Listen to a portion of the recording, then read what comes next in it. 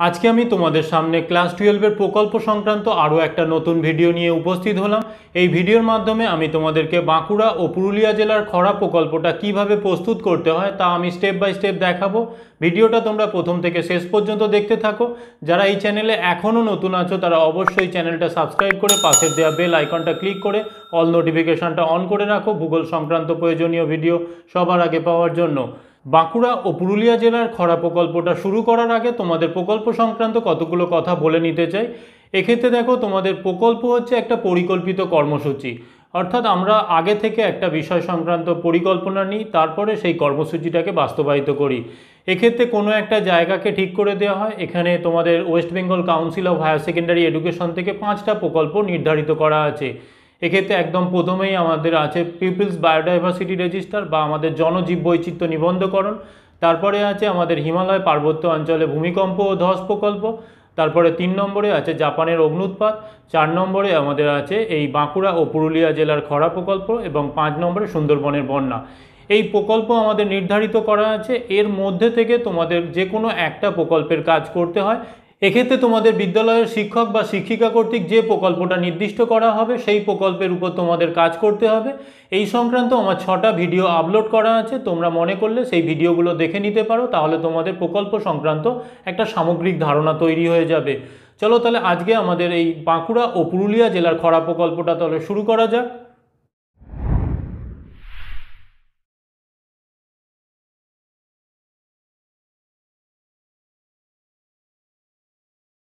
বাঁকুড়া ও পুরুলিয়া জেলার খরা প্রকল্প তৈরি করতে গেলে আমাদের যে বিষয়গুলোর উপর জোর দিতে হবে তার মধ্যে একদম প্রথমে আমাদেরকে ওই নির্দিষ্ট দুটো জেলার সম্পর্কে সামগ্রিক তথ্য আমাদের জানতে হবে, অর্থাৎ সেখানকার অবস্থান, ভৌগোলিক অবস্থান জানতে হবে, সেখানকার জলবায়ুগত অবস্থা, সেখানকার প্রাকৃতিক অবস্থা, সেখানকার ভূমিরূপগত অবস্থা সম্পর্কে ধারণা নিতে হবে।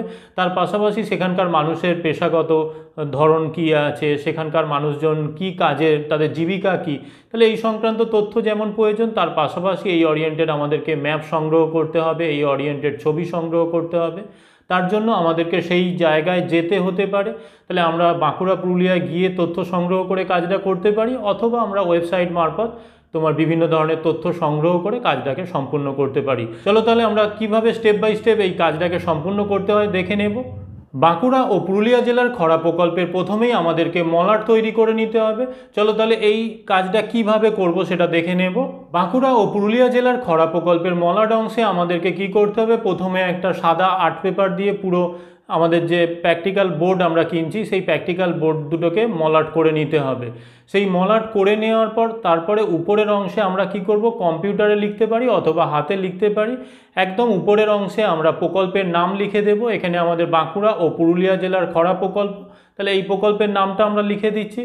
তারপরে এই প্রকল্প সংক্রান্ত কোনো ছবি আমাদেরকে, যদি আমরা সেখানে গিয়ে ছবি তুলে থাকি তাহলে সেই ছবি, অথবা আমরা ওয়েবসাইটের মারফত আমরা সেখানকার এই খরা সংক্রান্ত কোনো ছবি কালেক্ট করব, করে সেই ছবিটা লাগাচ্ছি।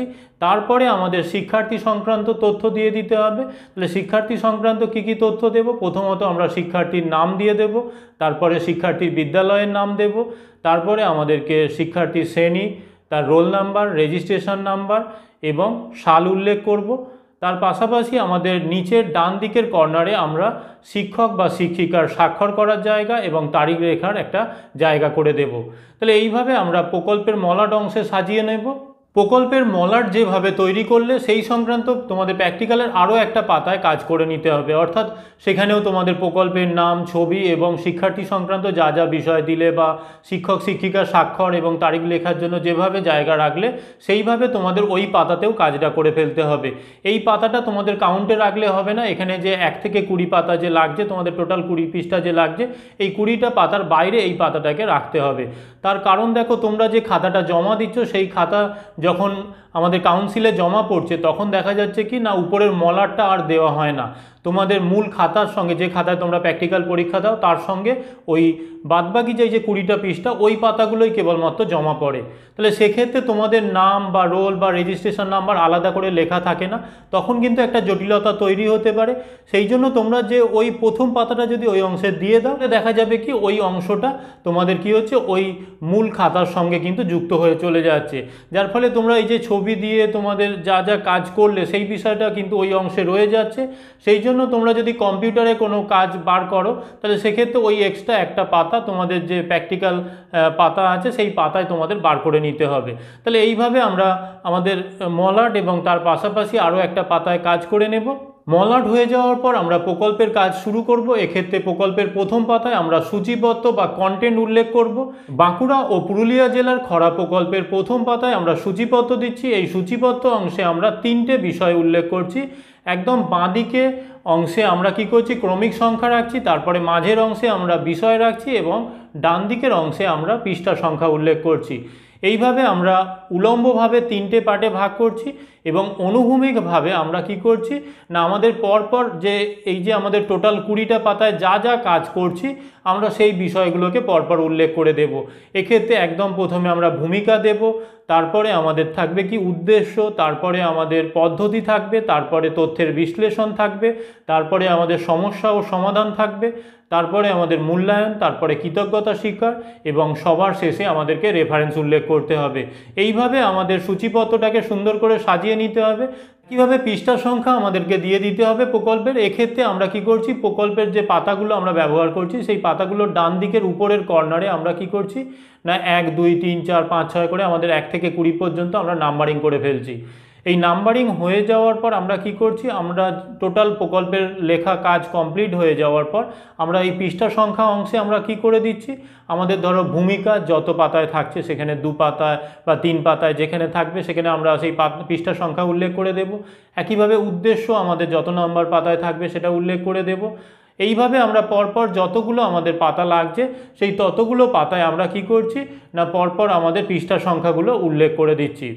এই পৃষ্ঠা সংখ্যা উল্লেখ করে দিলে আমাদের টোটাল কাজটা আমাদের কোথায় কি থাকছে আমরা তাহলে সূচিপত্র অংশে অ্যাট এ গ্লান্স আমরা পেয়ে যাচ্ছি। এরপরে দ্বিতীয় পাতায় আমাদেরকে চিত্র তালিকা প্রস্তুত করতে হবে। চিত্র তালিকাটাকেও সূচিপত্রের মতো আমাদেরকে সুন্দর করে সাজিয়ে নিতে হবে।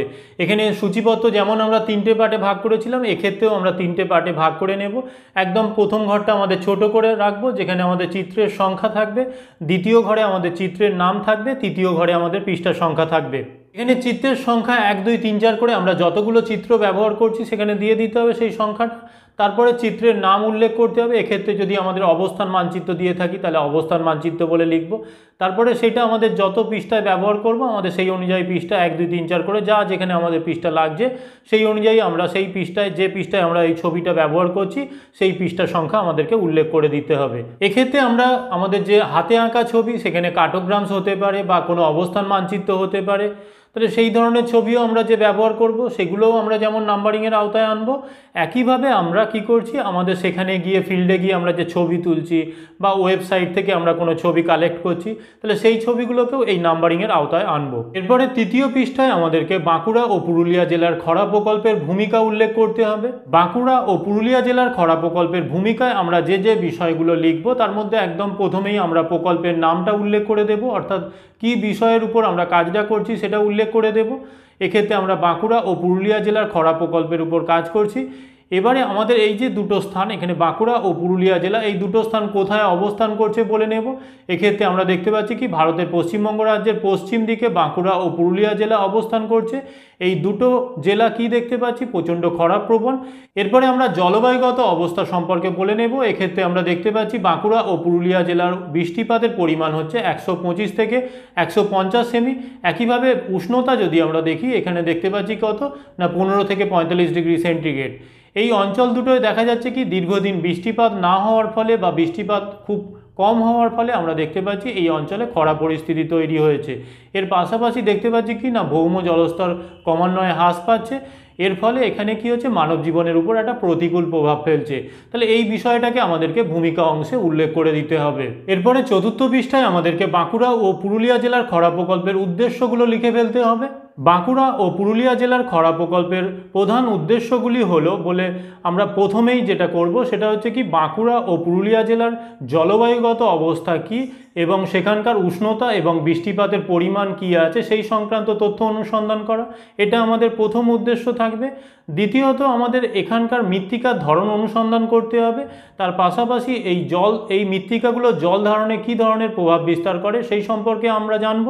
তৃতীয়ত, এখানকার খরাপ্রবণ অঞ্চলগুলি চিহ্নিত করা এবং খরা নিরাময়ে কী ধরনের ব্যবস্থা গ্রহণ করা হয় সেই সম্পর্কে প্রয়োজনীয় তথ্য গ্রহণ করা।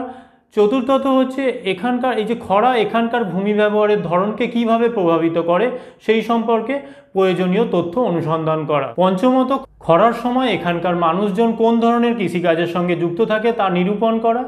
ষষ্ঠত, এখানকার পেশাগত বন্টন নিরূপণ করা এবং এই পেশাগত বন্টনের সঙ্গে জলবায়ু কিভাবে প্রভাব বিস্তার করে সেই বিষয়টা জানা। সপ্তমত, জেলা দুটোকে খরামুক্ত করতে গেলে কি কি ব্যবস্থা গ্রহণ করা প্রয়োজন সেই সম্পর্কে আমাদের প্রয়োজনীয় কাজ করতে হবে বা প্রয়োজনীয় ব্যবস্থা গ্রহণ করতে হবে।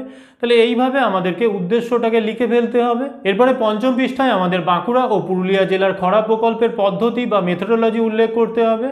এই পদ্ধতি অংশে আমরা এই যে বাঁকুড়া ও পুরুলিয়া জেলার খরা প্রকল্পের যে কাজটা করছি সেই কাজটা আমরা কিভাবে সম্পন্ন করছি, এখানে আমরা প্রাথমিক তথ্যের উপর বেস করে কাজটা করছি না গৌণ তথ্যের উপর বেস করে আমরা কাজটা করছি, তাই এই পদ্ধতি অংশে উল্লেখ করতে হবে। একইভাবে আমরা এই কাজটা করতে গিয়ে সেখানে আমরা প্রশ্নমালা সেট করে সেখানে গেছি সেইভাবে কাজ করছি, নাকি আমরা কোনো ওয়েবসাইটের মারফত ডেটা সংগ্রহ করে কাজটা করছি, তাহলে এই বিষয়টাকে আমাদের পদ্ধতি অংশে উল্লেখ করতে হবে। বাঁকুড়া ও পুরুলিয়া জেলার খরা প্রকল্পের কাজটা সম্পূর্ণ করার জন্য আমরা টোটাল 65 জনের একটা দল গিয়েছিলাম। এক্ষেত্রে আমাদের ছাত্রছাত্রী এবং শিক্ষক মিলে আমরা টোটাল 65 জন ছিলাম। সেই 65 জনকে আমরা কি করেছিলাম, ছোট ছোট 3 জন 5 জন করে এক একটা দলে ভাগ করে দিয়েছিলাম। সেই ভাগ করে দিয়ে আমরা কি করেছিলাম, টোটাল সেখানে আমরা কয়েকদিন ধরে আমরা কি করেছিলাম, সেখানে ওই বাঁকুড়া পুরুলিয়া জেলার বিভিন্ন গ্রামে গ্রামে ঘুরে তথ্য সংগ্রহ করেছিলাম। এক্ষেত্রে আমরা কি করেছিলাম না, প্রশ্নমালা সেট করে নিয়েছিলাম। টোটাল আমরা 30 থেকে 40টা প্রশ্নের একটা সেট করে নিয়েছিলাম। সেই প্রশ্নগুলো ছিল এই বাঁকুড়া আর পুরুলিয়া জেলার খরা সংক্রান্ত। সেখানে খরা কোন সময়ে হয়, সেখানে বৃষ্টিপাত কোন সময় হয়, বৃষ্টিপাত কতদিন যাবৎ হয়ে থাকে, বা সেই সময় চাষবাস কি হয়, তাহলে এই সংক্রান্ত আমরা একটা প্রশ্নমালা সেট করে নিয়েছিলাম। সেই প্রশ্নমালা নিয়ে তাদের কাছে আমরা উপস্থিত হয়েছিলাম, গিয়ে সেখানে কি করেছিলাম, সেখান থেকে আমরা তারা যা বলেছিল সেই অনুযায়ী আমরা তথ্য সংগ্রহ করেছিলাম। এর পাশাপাশি আমরা কি করেছিলাম, তাহলে এই তথ্যগুলো আমাদের প্রাথমিক তথ্য হিসাবে কাজ করেছে। এর পাশাপাশি আমরা সেখানকার যে বিভিন্ন পঞ্চায়েত বা সেখানে ব্লক স্তরের বিভিন্ন যে অফিসগুলো আছে সেই অফিসগুলো থেকেও আমরা তথ্য সংগ্রহ করেছিলাম। সেই তথ্য সংগ্রহ করে নেওয়ার পর আমরা কি করেছিলাম, এরপরে আমরা ওয়েবসাইট থেকে বিভিন্ন ধরনের গৌণ তথ্য নিয়েছিলাম। তাহলে এখানে আমরা যে এই ভিডিও বা আমরা পঞ্চায়েত থেকে যে তথ্যগুলো পেয়েছিলাম এগুলো আমাদের এখানে গৌণ তথ্য হিসাবে ট্রিট করেছি আমরা। এর পাশাপাশি আমরা ওয়েবসাইট মারফত বিভিন্ন তথ্য পেয়েছি, তাহলে সেই তথ্যগুলো গৌণ তথ্য হিসাবে কাজ করেছে। তাহলে এইভাবে আমাদের সেখানকার মৌজা, সেখানকার ম্যাপ, সেখানকার বিভিন্ন যে তথ্য বা আমরা প্রাথমিক তথ্য যেগুলো সংগ্রহ করেছিলাম সেইগুলোর মিশেলে আমরা কি করেছিলাম না, সেই অঞ্চলে বিভিন্ন ধরনের আমরা কার্টোগ্রামস তৈরি করেছি বা বিভিন্ন ধরনের আমরা মানচিত্র তৈরি করে এই বাঁকুড়া ও পুরুলিয়া জেলার খরা প্রকল্পটা তৈরি করেছি। এরপরে আমাদের 6 থেকে 16 পৃষ্ঠায় বাঁকুড়া ও পুরুলিয়া জেলার খরা প্রকল্পের তথ্যের বিশ্লেষণ উল্লেখ করতে হবে। তথ্যের বিশ্লেষণের একদম প্রথম পাতায় অর্থাৎ 6 নম্বর পৃষ্ঠায় আমাদেরকে অবস্থান সংক্রান্ত তথ্য দিয়ে দিতে হবে। এক্ষেত্রে আমরা দেখতে পাচ্ছি বাঁকুড়া ও পুরুলিয়া জেলা কি হচ্ছে, পশ্চিমবঙ্গের পশ্চিম দিকে অবস্থান করছে, যেখানে আমরা দেখতে পাচ্ছি ছোটনাগপুর মালভূমির বিস্তৃত অংশটায় এই আমাদের বাঁকুড়া ও পুরুলিয়া জেলা অবস্থান করছে। একইভাবে এখানে বাঁকুড়া ও পুরুলিয়া জেলার আমাদের অক্ষাংশ এবং দ্রাঘিমাগত অবস্থান উল্লেখ করে দিতে হবে। এক্ষেত্রে আমরা বাঁকুড়া জেলার অবস্থান যদি দেখি তাহলে সেখানে দেখতে পাচ্ছি বাঁকুড়া জেলার অক্ষাংশগত অবস্থান হচ্ছে 20 ডিগ্রি 38 মিনিট থেকে 23 ডিগ্রি 3 মিনিট উত্তর অক্ষাংশ, এবং দ্রাঘিমাগত বিস্তৃতি আমরা যদি দেখি তাহলে সেখানে দেখতে পাচ্ছি 87 ডিগ্রি 47 মিনিট থেকে আমাদের দেখা যাচ্ছে 88 ডিগ্রি 36 মিনিট পূর্ব দ্রাঘিমায় অবস্থান করছে। এখানে এই জেলাটার আমাদের যদি চারিদিকে আমাদের অন্যান্য যে জেলাগুলো অবস্থান করছে সেটা যদি দেখি তাহলে দেখতে পাচ্ছি আমাদের বাঁকুড়া জেলার উত্তর দিকে আছে বর্ধমান, পূর্ব দিকে আছে হুগলি, দক্ষিণে আছে পশ্চিম মেদিনীপুর এবং পশ্চিমে আছে পুরুলিয়া জেলা। এই জেলার টোটাল আমাদের যে আয়তন বা ক্ষেত্রমান সেটা হচ্ছে 6882 বর্গ কিমি। একইভাবে পুরুলিয়া জেলার আমরা যদি অক্ষাংশ ও দ্রাঘিমাগত বিস্তৃতি দেখি তাহলে দেখতে পাচ্ছি পুরুলিয়া জেলা 20 ডিগ্রি 30 মিনিট থেকে 22 ডিগ্রি 3 মিনিট উত্তর অক্ষাংশ এবং 85 ডিগ্রি 15 মিনিট থেকে 86 ডিগ্রি 5 মিনিট পূর্ব দ্রাঘিমার অন্তর্গত। এবং এই জেলার যে আমাদের যদি চারিদিকে অবস্থান দেখি তাহলে সেখানে দেখতে পাচ্ছি কি এই জেলার উত্তর, দক্ষিণ ও পশ্চিমে ঝাড়খণ্ড রাজ্য আছে আর পূর্ব দিকে বাঁকুড়া জেলা আছে। এই জেলার ক্ষেত্রমান হচ্ছে 6259 বর্গ কিমি। তাহলে এইভাবে আমাদেরকে অবস্থান উল্লেখ করে দিতে হবে। অবস্থান উল্লেখ হয়ে যাওয়ার পর 7 নম্বর পৃষ্ঠায় আমাদেরকে অবস্থান মানচিত্র দিয়ে দিতে হবে। এই অবস্থান মানচিত্রটাকে আমরা কিভাবে সাজাবো এখানে দেখে নাও ছবিটা। এই ছবিটায় দেখতে পাচ্ছ আমাদের প্রথমে ইন্ডিয়ার ম্যাপ দেওয়া হয়েছে। উপরের অংশে একদম উপরের আমাদের দেখতে পাচ্ছি আমরা বাঁ দিকের কর্নারে আমরা অবস্থান মানচিত্রে একদম প্রথমে ইন্ডিয়ার ম্যাপ দিয়েছি। এবার ইন্ডিয়ার ম্যাপের মধ্যে আমরা ওয়েস্ট বেঙ্গলটাকে দেখিয়ে তার মধ্যে আমরা বাঁকুড়া ও পুরুলিয়া জেলাটাকে দেখিয়ে দিয়েছি। এটা হচ্ছে আমাদের স্টাডি এরিয়া। একইভাবে আমাদের তারপরে পশ্চিমবঙ্গ দেখিয়েছি, পশ্চিমবঙ্গের মধ্যে আবার বাঁকুড়া পুরুলিয়াটা দেখিয়েছি। তারপরে আমরা কি করেছি, নিচে আমাদের বাঁকুড়া আর পুরুলিয়া জেলা দুটোকে আলাদা আলাদা করে সেখানে তাদের ব্লক ভিত্তিক যে ভাগগুলো আছে সেই ভাগগুলো করে দেখিয়ে দিয়েছি। তাহলে এইভাবে আমাদেরকে একটা অবস্থান মানচিত্র করে দেখিয়ে দিতে হবে। এরপরে 8 নম্বর পৃষ্ঠায় আমাদেরকে বাঁকুড়া ও পুরুলিয়া জেলার ভূপ্রকৃতি উল্লেখ করতে হবে। ভূপ্রকৃতিগত দিক থেকে আমরা কি দেখতে পাচ্ছি, বাঁকুড়া ও পুরুলিয়া জেলা ছোটনাগপুর মালভূমির অন্তর্গত। এক্ষেত্রে আমরা বাঁকুড়া জেলার ক্ষেত্রে কি দেখতে পাচ্ছি, বাঁকুড়া জেলার উত্তর পশ্চিম দিক থেকে দক্ষিণ পূর্ব দিকে ঢালু হয়ে অবস্থান করছে। এখানকার যদি আমরা অধিকাংশ স্থানের উচ্চতা দেখি সেখানে দেখা যাচ্ছে কি 80 থেকে 140 মিটার, যেটা পশ্চিম দিক বাদ দিয়ে। একইভাবে আমরা এর উত্তর পূর্বাংশে যদি উচ্চতা দেখি সেখানে দেখা যাচ্ছে উচ্চতা অপেক্ষাকৃত কম। এখানে উচ্চতা আমরা দেখতে পাচ্ছি 40 থেকে 80 মিটার। তাহলে এইভাবে আমরা এখানে দেখতে পাচ্ছি। এখানে একইভাবে আমরা বাঁকুড়া পূর্ব থেকে পশ্চিম দিকে ভূমির ঢাল যেহেতু বৃদ্ধি পাচ্ছে, এখানে আমরা দেখতে পাচ্ছি শুষ্কতার মাত্রাও কিন্তু ক্রমান্বয়ে বৃদ্ধি পাচ্ছে। একইভাবে পুরুলিয়া জেলার ক্ষেত্রেও আমরা দেখতে পাচ্ছি পুরুলিয়া জেলার টোটাল ভূপ্রকৃতিটাকে আমরা কি করেছি, 3টে পার্টে ভাগ করে নিয়েছি। একটা হচ্ছে মালভূমি ও পাহাড়ি অঞ্চল, যেটা আমাদের সুবর্ণরেখা ও কংসাবতী নদীর মধ্যবর্তী অংশ হচ্ছে পাহাড়ি অঞ্চলের অন্তর্গত। এই অঞ্চলের সর্বপশ্চিমে আমরা দেখতে পাচ্ছি অযোধ্যা পাহাড় অবস্থান করছে। এই পাহাড়ের গড় উচ্চতা হচ্ছে 650 মিটার। একইভাবে এর সর্বোচ্চ শৃঙ্গ হচ্ছে গোর্গাবুরু, যা 677 মিটার। একইভাবে আমরা এই জেলার যে পশ্চিম অংশ যেখানে আমরা দেখতে পাচ্ছি মালভূমি অবস্থান করছে, যেমন এটা পাহাড়ি অঞ্চলের বিষয়টা বললাম, একইভাবে আমাদের এখানকার পশ্চিম অংশে আমরা মালভূমি অবস্থান করতে দেখতে পাচ্ছি, যা আমাদের উত্তর দিকে পাঞ্চেত বাঁধ পর্যন্ত বিস্তৃত হয়ে আছে। এরপরে আমাদের দ্বিতীয় ভাগটা হচ্ছে তরঙ্গায়িত উচ্চভূমি, যা পুরুলিয়া জেলার মালভূমি এবং পাহাড়ি অঞ্চলের পূর্ব দিকে তরঙ্গায়িত উচ্চভূমি অবস্থান করছে। এই উচ্চভূমি 4টি অংশে বিভক্ত হয়ে আছে। তার মধ্যে একদম প্রথমে তার বা গোড়া ভূমি, তারপরে বেইদ ভূমি, তারপরে কানালি ভূমি এবং সবার শেষে বহাল ভূমি। এরপরে 3 নম্বর পার্ট হচ্ছে সমভূমি অঞ্চল। পুরুলিয়ার উত্তর, মধ্য, পশ্চিম, দক্ষিণ ও পূর্ব দিকে কিছু অংশ আমরা সমভূমি অঞ্চলের মধ্যে লক্ষ্য করছি। এইভাবে বাঁকুড়া ও পুরুলিয়া জেলার ভূপ্রকৃতি উল্লেখ করতে হবে। এর পাশাপাশি যদি এই সংক্রান্ত কোনো ছবি তোমাদের সে ওয়েবসাইট থেকে হোক বা তোমরা ওখানে গিয়ে যদি এখানকার অযোধ্যা পাহাড়ের ছবি তুলে থাকো বা এখানকার তোমার সমভূমি অঞ্চল বা মালভূমি অঞ্চলের যদি কোনো ছবি থাকে, তাহলে সেই ছবি এই অংশে উল্লেখ করে দিতে পারো। এই অংশে একটা সাইডে ছোট করে কাটিং করে মেরে দিতে পারো। এখানে যে যে ছবিগুলো দেবে তার নিচে কিন্তু তোমরা ক্যাপশন এবং ছবির নাম্বার দিয়ে দেবে, কারণ তোমরা যখন সেই চিত্র তালিকায় লিখবে সেখানে ওই ছবির নাম্বারগুলো কিন্তু কাজ করবে। এরপরে 9 নম্বর পৃষ্ঠা বাঁকুড়া ও পুরুলিয়া জেলার নদ নদী ও ভৌমজলের প্রকৃতি উল্লেখ করতে হবে। নদ নদী ও ভৌমজলের প্রকৃতি অংশে আমাদেরকে প্রথমে কি করতে হবে, বাঁকুড়া ও পুরুলিয়া জেলার প্রধান প্রধান নদীগুলোর নাম লিখে দিতে হবে।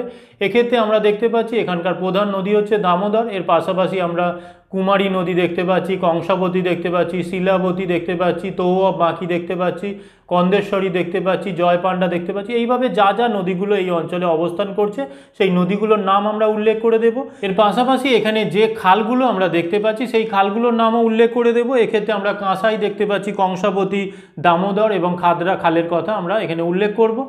এই প্রত্যেকটা নদীর ক্ষেত্রে আমরা দেখতে পাচ্ছি কি শুধুমাত্র বর্ষাকালে জল থাকে, কারণ এগুলো প্রত্যেকটাই অনিত্যবহ নদী।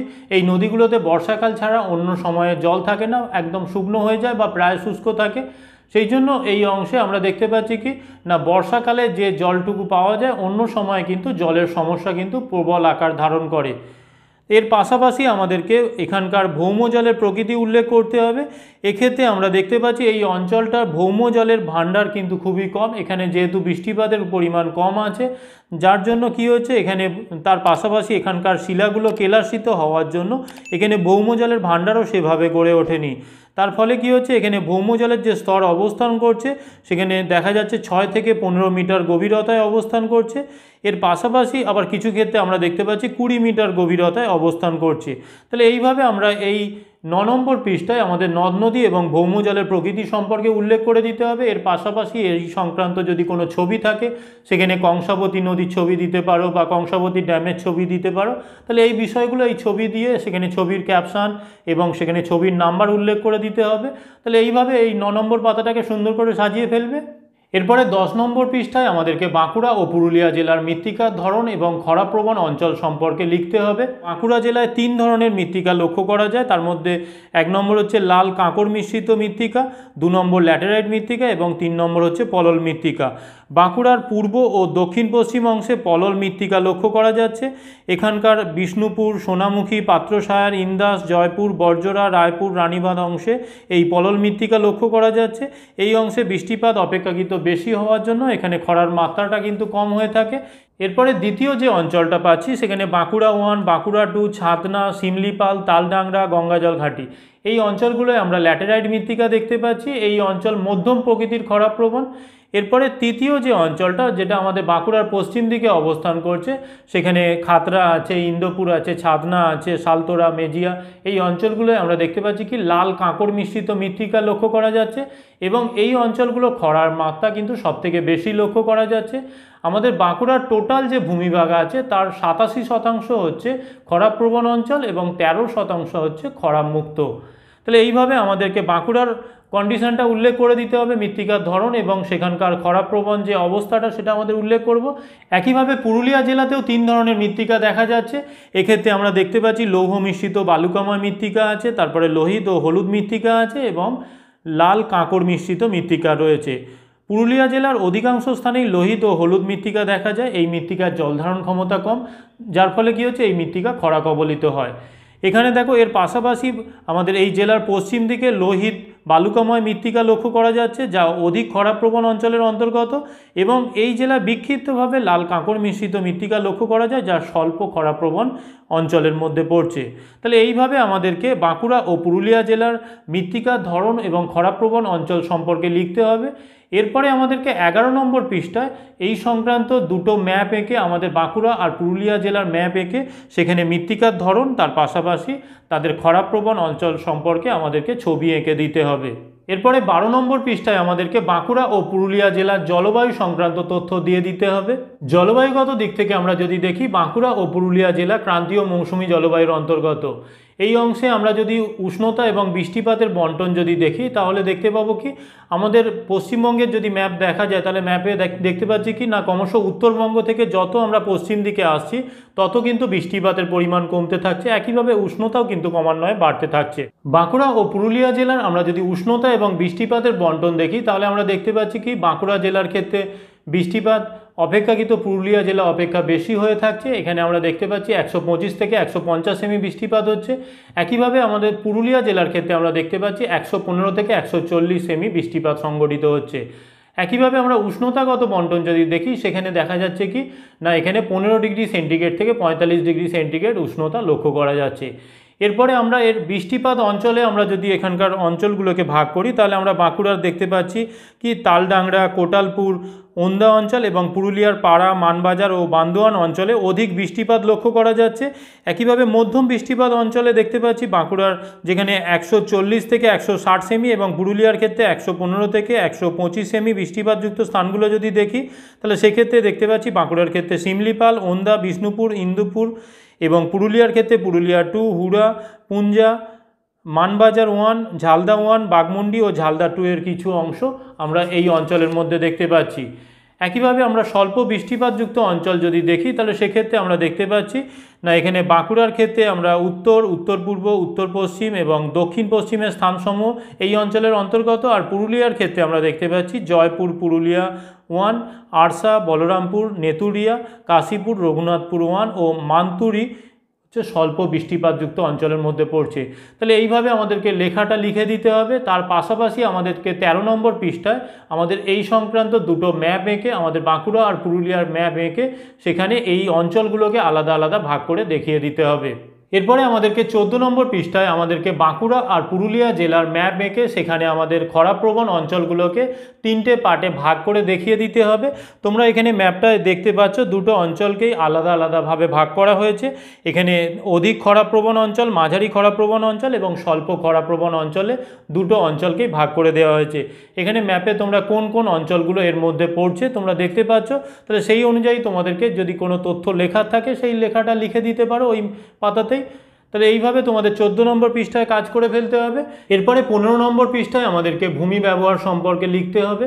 এই অংশে আমাদেরকে বাঁকুড়া ও পুরুলিয়া জেলার ভূমি ব্যবহার উল্লেখ করতে হবে। এই ভূমি ব্যবহার অংশে বাঁকুড়া ও পুরুলিয়া জেলার কোন অংশটা কি কাজে ব্যবহার হচ্ছে, কোনটা কৃষিক্ষেত্রে ব্যবহার হচ্ছে, কোনটা আমাদের বন জঙ্গল আছে, কোনটা কাঁটা ঝোপঝাড় আছে, বা কোন অংশটা আমাদের এমনি বিভিন্ন ধরনের অফিস আদালত বিদ্যালয় ইত্যাদি রয়েছে। তাহলে সেই বিষয়টা এই অংশে উল্লেখ করে দিতে হবে।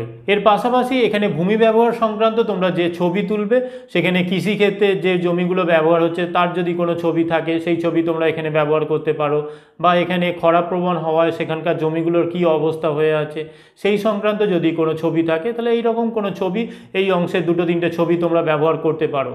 এরপরে 16 নম্বর পৃষ্ঠায় আমাদেরকে পেশাগত বন্টন সম্পর্কে ধারণা দিতে হবে। পেশাগত বন্টন অংশে বাঁকুড়া ও পুরুলিয়া জেলার পুরুষ ও মহিলা উভয় কোন ধরনের কাজের সঙ্গে যুক্ত আছে তা আমরা উল্লেখ করব। এক্ষেত্রে আমরা দেখতে পাচ্ছি এখানকার বেশিরভাগ মানুষ কৃষিকাজের সঙ্গে যুক্ত আছে, অর্থাৎ বাঁকুড়া ও পুরুলিয়া জেলা খরাপ্রবণ হওয়া সত্ত্বেও এখানকার মানুষ কিন্তু কৃষিকাজের সঙ্গে যুক্ত। এর ফলে কি হচ্ছে, এই অঞ্চলে যত বেশি খরাপ্রবণ হচ্ছে তার ফলে এখানকার মানুষের দৈনন্দিন জীবনের উপর কিন্তু প্রভাব পড়ছে। অর্থাৎ এখানে কৃষিকাজ কিন্তু ধীরে ধীরে ক্রমশ নষ্ট হচ্ছে বা ক্রমশ বিঘ্নিত হচ্ছে বা ক্রমান্বয়ে হ্রাস পাচ্ছে। এর ফলে মানুষজন কিন্তু ধীরে ধীরে কিন্তু আরও গরিব থেকে গরিব হচ্ছে। এর ফলে এখানে মানুষের প্রধান জীবিকা কৃষিকাজ হওয়া সত্ত্বেও মানুষের কিন্তু আয় ক্রমান্বয়ে কমতে থাকবে। আর এই কৃষিকাজ যে প্রধান জীবিকা হচ্ছে এই অংশে আমরা যদি পুরুষ এবং নারী জনসংখ্যার বন্টনটা দেখি, অর্থাৎ কারা কারা এই কাজের সঙ্গে সবথেকে বেশি যুক্ত আছে সেই বিষয়টা যদি লক্ষ্য করি তাহলে এখানে দেখা যাবে কি না, এখানে পুরুষ অপেক্ষা মহিলা জনসংখ্যা সবথেকে বেশি কৃষিকাজের সঙ্গে যুক্ত। অর্থাৎ এখানে যে কৃষিকাজ সংগঠিত হয় এখানে বেশিরভাগটাই মহিলাদের দ্বারা চালিত হয়ে থাকে। এর ফলে হচ্ছে কি আমরা দেখতে পাচ্ছি এখানে পুরুষ জনসংখ্যা অপেক্ষাকৃত কম কৃষিকাজের সঙ্গে যুক্ত আছে। এর বাইরের যে কিছু মানুষ যারা এই পুরুষ জনসংখ্যা তারা দেখা যাচ্ছে কি বাইরে থেকে কোনো অন্য ধরনের কোনো ব্যবসা বা অন্য কোনো কাজের সঙ্গে যুক্ত আছে যেখান থেকে তারা একটা কিছু পরিমাণে আয় করে নিয়ে আসছে। এইভাবে আমরা এখানকার পেশাগত বন্টন সম্পর্কে একটা ধারণা দিয়ে দেব। এই সংক্রান্ত যদি কোনো ছবি থাকে তাহলে সেই ছবিও এই অংশে তোমরা দিয়ে দিতে পারো। এরপরে 17 পৃষ্ঠায় আমরা খরার কারণ এবং সেই সংক্রান্ত যে সমস্যাগুলো তৈরি হচ্ছে সেইগুলো এই অংশে উল্লেখ করব। বাঁকুড়া ও পুরুলিয়া জেলা স্টাডি করে আমরা যেটা বুঝেছি এই অংশে খরার প্রধান কারণ হচ্ছে বৃষ্টিপাতের অনিশ্চয়তা।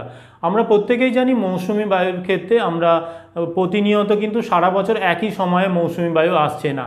এই মৌসুমি বায়ুর খামখেয়ালিপনার জন্য আমরা দেখা যাচ্ছে কি না এই অংশে বৃষ্টিপাত কিন্তু ক্রমান্বয়ে অনিশ্চিত হয়ে পড়ে। অর্থাৎ আমরা যেহেতু এই স্থানটা আমাদের পশ্চিম দিকে অবস্থান করছে সেই জন্য আমাদের পূর্ব দিক থেকে পশ্চিম দিকে যখন যাচ্ছে তখন কিন্তু জলীয় বাষ্পের পরিমাণ অনেকটা হ্রাস পেয়ে যাচ্ছে, যার ফলে কী হচ্ছে এই অংশে বৃষ্টিপাত হলেও খুব কম পরিমাণে বৃষ্টিপাত হচ্ছে, অনেক ক্ষেত্রে বৃষ্টিপাত হচ্ছেই না। তাহলে এই অবস্থায় যখন আমরা এই অংশে গিয়ে সার্ভে করেছিলাম তখন আমাদের যে অঞ্চলগুলো সেখানে বন্যাপ্লাবিত হয়ে যাওয়ার মতো অবস্থা ছিল, কিন্তু আমরা বাঁকুড়া পুরুলিয়ায় গিয়ে কাজ করার সময় দেখেছিলাম কি সেই অংশে কিন্তু খুব একটা বৃষ্টিপাত হচ্ছে না, সেখানে আমরা কিন্তু সারাদিন রোদ ঝলমলে আবহাওয়া পেয়েছিলাম। তাহলে এই অবস্থাটা আমরা নিজেরা গিয়ে ফেস করেছিলাম, যার ফলে এখানে বৃষ্টিপাতের অনিশ্চয়তা হচ্ছে সবথেকে প্রধান কারণ এখানে খরা পরিস্থিতি তৈরির জন্য। দ্বিতীয়ত হচ্ছে এখানকার মৃত্তিকার ধরন। এখানে আমরা যা মৃত্তিকা দেখতে পাচ্ছি হয় ল্যাটেরাইট না হলে তোমার লাল কাঁকড় মিশ্রিত মৃত্তিকা। এই ধরনের মৃত্তিকা কী হচ্ছে জল ধারণ ক্ষমতা কম, যার ফলে কী হচ্ছে এই মৃত্তিকায় যেটুকু পরিমাণ জল পড়ছে সেই জলটা হয় ভূপৃষ্ঠ প্রবাহ রূপে প্রবাহিত হয়ে যাচ্ছে কারণ কেলাসিত ভূমিভাগ, যার ফলে এখানে এর উপরিভাগে আমরা যদি ডুরিক্রাস্ট বেশি মাত্রায় দেখি তাহলে সেখানে কী হচ্ছে মাটির নিচে জল নামছে না। এবারে যে ক্ষেত্রে জল নামছে সেক্ষেত্রে দেখা যাচ্ছে কি জলটা অনেক গভীরে চলে যাচ্ছে, কারণ এখানে কি হচ্ছে সচ্ছিদ্রতা বেশি থাকছে, যার ফলে কি হচ্ছে এই অংশে প্রবেশতা অনেক বেশি হয়ে যাচ্ছে। আর এর ফলে কি হচ্ছে, জল অনেক গভীরে চলে যাচ্ছে। তাহলে এই ব্যাপারটাও সংঘটিত হচ্ছে। পাশাপাশি আমরা দেখতে পাচ্ছি কি উষ্ণতা বৃদ্ধি পাচ্ছে এই অংশে। এখানকার উষ্ণতা বৃদ্ধি পাওয়ার ফলে এখানে বাষ্পীভবনের মাত্রা বৃদ্ধি পাচ্ছে, যার ফলে এখানে জলীয় বাষ্পের পরিমাণ কিন্তু ক্রমান্বয়ে হ্রাস পাচ্ছে। এর ফলে এখানে বৃষ্টিপাতের পরিমাণ ক্রমান্বয়ে হ্রাস পেয়ে যাচ্ছে। এর পাশাপাশি আমরা দেখতে পাচ্ছি এখানে জনসংখ্যা ক্রমান্বয়ে বৃদ্ধি পাওয়ার জন্য কৃষি জমির সম্প্রসারণ হচ্ছে। আর এই অংশে বৃষ্টিপাতের পরিমাণ কম, তার উপর যদি এখানে কৃষি জমির সম্প্রসারণ হতে থাকে, তাহলে এখানে মাটির মধ্যে যেটুকু জল থাকছে সেই জলও কিন্তু ক্রমান্বয়ে বাষ্পীভূত হয়ে যাচ্ছে। তাহলে এইভাবে কৃষি জমির সম্প্রসারণের সঙ্গে সঙ্গে এখানে এই অঞ্চলে জলের পরিমাণ কিন্তু ক্রমান্বয়ে কমতে থাকছে, যা এই অংশকে ক্রমশ খরাপ্রবণ অঞ্চলে পরিণত করছে। এই অংশে খরা পরিস্থিতি তৈরি হওয়ার ফলে যে সমস্যাগুলো তৈরি হচ্ছে তার মধ্যে প্রথমত হচ্ছে এখানে জল সংকট তৈরি হচ্ছে, অর্থাৎ এখানে একটা জলের ক্রাইসিস তৈরি হচ্ছে। দ্বিতীয়ত এখানে কৃষি জমিগুলো ক্রমশ নষ্ট হয়ে যাচ্ছে। তৃতীয়ত আমরা কি দেখতে পাচ্ছি, এই অংশে একটা খাদ্য সংকট বা একটা অপুষ্টিজনিত অবস্থা তৈরি হচ্ছে। এখানকার যে বাচ্চারা আছে সেখানে তাদের মধ্যে বা এখানকার মানুষজনের মধ্যে একটা খাদ্য সংকট বা খাদ্যের অভাব তৈরি হচ্ছে। চতুর্থত এখানে কি হচ্ছে, মৃত্তিকার গুণমান নষ্ট হয়ে যাচ্ছে। পঞ্চমত দরিদ্র সীমার নিচে মানুষের সংখ্যা কিন্তু ক্রমান্বয়ে বাড়ছে। ষষ্ঠত এই অংশগুলো ক্রমশ কিন্তু পিছিয়ে পড়া অংশ, অর্থাৎ অনুন্নত অঞ্চলে পরিণত হচ্ছে। এইভাবে আমরা এই পাতায় আমরা খরার কারণ এবং সেই সংক্রান্ত সমস্যাগুলোকে উল্লেখ করে দেব। পরে 18 নম্বর পাতায় আমরা খরা নিয়ন্ত্রণের উপায়গুলো সম্পর্কে লিখব। বাঁকুড়া ও পুরুলিয়া জেলার খরা নিয়ন্ত্রণ করতে গেলে আমাদের যে বিষয়টা সবার প্রথমে করতে হবে সেটা হচ্ছে কি খরা মানচিত্র প্রস্তুত। এখানে বাঁকুড়া ও পুরুলিয়া জেলার যে খরা পরিস্থিতি বিভিন্ন জায়গায় তৈরি হচ্ছে, সব জায়গায় কিন্তু একই রকম নয়। কোথাও আমরা একটু আগে দেখলাম কি কোথাও বেশি পরিমাণে খরা লক্ষ্য করা যাচ্ছে, কোথাও মাঝারি, কোথাও স্বল্প। তাহলে এইভাবে আমাদেরকে খরা মানচিত্র প্রস্তুত করতে হবে, যার সাহায্যে কি হচ্ছে, আমরা যে কেউ যদি সেই জায়গার উন্নয়নে আমরা কাজ করতে চাই, সেখানে সে কেন্দ্র সরকার হতে পারে, রাজ্য সরকার হতে পারে বা আমাদের স্থানীয় উদ্যোগে হতে পারে, তাহলে যেখান থেকেই হোক না কেন সেটা, তাহলে আমরা সেই মানচিত্র ধরে কিন্তু সহজেই কাজটা করতে পারবো। দ্বিতীয়ত বনসৃজন কর্মসূচি নিতে হবে। এক্ষেত্রে ওই অঞ্চলে আরও বেশি করে গাছপালা লাগাতে হবে, যাতে করে ওই অঞ্চলে জলীয় বাষ্পের যোগানটা বৃদ্ধি পায় এবং বৃষ্টিপাতের মাত্রাটা বাড়ানো যায়। এরপরে 3 নম্বর হচ্ছে কেন্দ্র এবং রাজ্য স্তরে বিভিন্ন প্রকল্প গ্রহণ করতে হবে। এখানে এই অঞ্চল যেহেতু একটা পিছিয়ে পড়া অঞ্চল, তোমরা প্রত্যেকেই জানো এই দুটো অঞ্চল হচ্ছে সবথেকে পিছিয়ে পড়া অঞ্চল আমাদের পশ্চিমবঙ্গের মধ্যে। এবারে এই পিছিয়ে পড়া অঞ্চল যেহেতু, এখানে কি করতে হবে, আমাদের কেন্দ্র এবং রাজ্য স্তরে বিভিন্ন প্রকল্প গ্রহণ করতে হবে। এক্ষেত্রে 100 দিনের কাজটাকে খুব সুন্দরভাবে ফলপ্রসূ করতে হবে এখানে এই অঞ্চলে। তার পাশাপাশি এখানে আমাদের কেন্দ্র এবং রাজ্য সরকার কর্তৃক এই অঞ্চলে কিছু ছোটোখাটো কুটির শিল্প গড়ে তোলার ব্যবস্থা করা যেতে পারে। এক্ষেত্রে তোমার আমাদের কেন্দু পাতাকে নিয়ে কোনো শিল্প গড়ে তোলা যেতে পারে, বা আমরা ওখানে শাল পাতা বা এই রকম ছোটোখাটো যে আমাদের এই যে শাল পাতা খাওয়া দাওয়ার জন্য যে ব্যবস্থা আমাদের হয়, সেখানে শাল পাতা এই অঞ্চলে কিভাবে আরও ব্যাপক লেভেলে এই শাল পাতার থালা বা শাল পাতার কাপ, প্লেট ইত্যাদি ব্যবস্থা করা। তাহলে এই ব্যাপারগুলোকে এই অঞ্চলের মানুষজনকে প্রশিক্ষণ দিয়ে সেই সংক্রান্ত কাজে উদ্বুদ্ধ করতে হবে। এর পাশাপাশি এখানে আমাদের এই অঞ্চলে কৃষিকাজের সম্প্রসারণ যেরকম হচ্ছে সেই অনুযায়ী আমাদের কৃষকদেরকে প্রশিক্ষণ দেওয়ার ব্যবস্থা করতে হবে। কারণ এই খরাপ্রবণ অঞ্চল যেহেতু এই অঞ্চলটা, সেখানে কি হচ্ছে, মৃত্তিকা আরও দ্রুত কিন্তু খরাপ্রবণ হয়ে যাবে। সেই জন্য এখানে কিভাবে এই খরাগুলোকে এড়ানো যায়, এখানে মাটিকে কিভাবে আগলে রাখা যায়, এখানে কোন সময়ে চাষ করবে বা জলের যোগানটাকে কিভাবে মেনটেন করা যায়, এই সংক্রান্ত বিভিন্ন প্রশিক্ষণ দিলে তাহলে আমরা দেখব কি এই অঞ্চলের মৃত্তিকাগুলো কিন্তু খুব দ্রুত নষ্ট হবে না। এর গুণমান কিন্তু আমরা নিজে থেকেই যদি বজায় রাখা যায় বা আমরা এখানে কিভাবে মেনটেন করলে সেখানে গুণমান বৃদ্ধি করা যায়, তাহলে সেই বিষয়গুলো মেনে চলা সম্ভবপর হবে। এখানে কেন্দ্র এবং রাজ্য সরকারের তরফ থেকে যদি প্রকল্প নেওয়া যায় তবেই এটা সম্ভব। এর পাশাপাশি আমাদের কি হচ্ছে, জলসেচের ব্যবস্থা করতে হবে। এই অঞ্চলগুলো যেখানে যেখানে জল পৌঁছাচ্ছে না, যেখানে জলের প্রয়োজনটা সবথেকে বেশি, সেই অঞ্চলগুলো আমাদের এই যে কংসাবতী, দামোদর যে বিভিন্ন নদীগুলোর কথা বললাম, সেই নদীগুলোর জল ওই অঞ্চলগুলোকে পৌঁছানোর ব্যবস্থা করতে হবে। এর পাশাপাশি পানীয় জলের, পর্যাপ্ত পানীয় জলের ব্যবস্থা করতে হবে। এখানে কংসাবতী ড্যামের উপর তোমার পানীয় জলের প্রকল্প নির্মাণ করা হয়েছে, আমরা দেখে এসেছি। এর পাশাপাশি আরও অন্যান্য জায়গায় এই ধরনের বিভিন্ন প্রকল্প নিয়ে সেখানে পাইপলাইনের মাধ্যমে এই অঞ্চলের মানুষজনের কাছে পানীয় জলকে পৌঁছে দিতে হবে। এর ফলে তারা এই যে কষ্টকর জীবনযাত্রার মধ্যে দিয়ে যাচ্ছে, তাদের এই কষ্টটা অনেকটাই লাঘব হবে।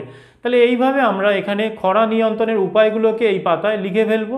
এরপরে 19 নম্বর পৃষ্ঠায় আমাদেরকে মূল্যায়ন উল্লেখ করতে হবে। মূল্যায়ন অংশে আমরা টোটাল যে কাজটা করলাম তার একটা সামারি টানতে হবে। এখানে আমরা দেখতে পাচ্ছি কি এখানকার জলবায়ু এবং মৃত্তিকার কারণে এই অঞ্চলের কিন্তু খরা পরিস্থিতি তৈরি হয়েছে। তাহলে এই মৃত্তিকা এবং জলবায়ুগত যে অবস্থা এটাকে কিন্তু আমরা কোনোভাবে বদলাতে পারবো না। তাহলে এখানে খরা পরিস্থিতিটাকে আমাদেরকে অন্যভাবে জলসেচের মাধ্যমে হোক বা এখানে গাছপালা লাগিয়ে হোক, তাহলে এইভাবে আমাদেরকে কিন্তু নিয়ন্ত্রণ করতে হবে। তাহলে এইভাবে মূল্যায়ন অংশে আমরা কিছু কথা এই সংক্রান্ত লিখে দেব। এরপরে 20 নম্বর পৃষ্ঠায় প্রথমেই আমরা কৃতজ্ঞতা স্বীকার উল্লেখ করব। কৃতজ্ঞতা স্বীকার অংশে এই কাজটা সম্পূর্ণ করার জন্য আমরা যাদের যাদের কাছ থেকে উপকার পেয়েছি সেটা উল্লেখ করে দিতে হবে। এক্ষেত্রে আমরা প্রধান শিক্ষকের বা শিক্ষিকার কাছ থেকে সাহায্য পেতে পারি, এক্ষেত্রে আমরা ভূগোলের শিক্ষক বা শিক্ষিকার কাছ থেকে সাহায্য পেতে পারি, বা অন্য কোনো শিক্ষক শিক্ষিকার কাছ থেকে সাহায্য পেতে পারি বিদ্যালয়ে। তার বাইরেও আমরা বিভিন্ন পঞ্চায়েতের কাছ থেকে সাহায্য পেতে পারি বা বিডিও অফিস থেকে সাহায্য পেতে পারি। অর্থাৎ যেখান থেকে আমরা সাহায্য পাবো সেই সংক্রান্ত কৃতজ্ঞতা স্বীকার অংশে আমাদেরকে উল্লেখ করে দিতে হবে। এরপরে 20 নম্বর পাতার সবার শেষে আমাদেরকে রেফারেন্স উল্লেখ করতে হবে। এই রেফারেন্স অংশে আমরা যেখান থেকে তথ্যগুলো পেলাম, সে আমাদের পঞ্চায়েত অফিস হতে পারে, সে আমাদের বিভিন্ন ওয়েবসাইট হতে পারে, বা কোনো পুস্তক পুস্তিকা হতে পারে, বা আমাদের কোনো জার্নাল হতে পারে, বা কোনো খবরের কাগজ হতে পারে। অর্থাৎ আমি যে অংশ থেকে আমাদের এই কাজটা সম্পূর্ণ করার জন্য তথ্য পাচ্ছি সেই বিষয়ে এই অংশে আমাদেরকে উল্লেখ করে দিতে হবে। এইভাবে আমাদের বাঁকুড়া ও পুরুলিয়া জেলার খরা প্রকল্পটাকে তৈরি করতে হবে। এই ছিল আজকের আমার ভিডিও। এই ভিডিওর মাধ্যমে আমি তোমাদেরকে বাঁকুড়া ও পুরুলিয়া জেলার খরা প্রকল্পটা কিভাবে স্টেপ বাই স্টেপ তোমরা তৈরি করবে তা আমি ডিটেলসে আলোচনা করলাম। ভিডিওটা তোমাদের কেমন লাগলো অবশ্যই আমাকে কমেন্ট করে জানিও। এর পাশাপাশি ভিডিওটা ভালো লাগলে অবশ্যই একটা লাইক করো এবং ভিডিওটা শেয়ার করতে কিন্তু ভুলো না। এবং যারা এই চ্যানেলে এখনও নতুন আছো তারা অবশ্যই চ্যানেলটা সাবস্ক্রাইব করে পাশে দেওয়া বেল আইকনটা ক্লিক করে রাখো ভূগোল সংক্রান্ত নতুন ভিডিও সবার আগে পাওয়ার জন্য। চলো তাহলে আজকের মতো ভিডিওটা এখানে শেষ করছি। Tata, bye bye.